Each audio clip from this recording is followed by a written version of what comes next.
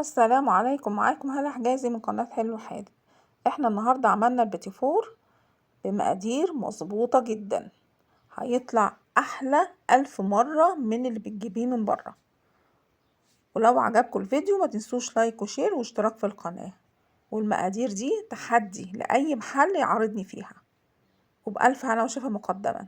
يلا نقول مقاديرنا. احنا معايا دلوقتي دقيق لجميع الأغراض، كمان أنا مش عاملاه دقيق مخصوص للكحك والبسكوت، هو دقيق لجميع الأغراض، بس هو نوع حلو يعني شوية، أنا جربته قبل كده اسمه أحلى. معايا نص كيلو دقيق، معايا كوباية سكر بودرة، معايا 450 جرام زبدة، أنا عاملاها ميكس ما بين الزبدة الطبيعي والزبدة الصناعي، ومعايا يعني بيضة واحدة كاملة و3 أصفر بيض، ومعايا رشة ملح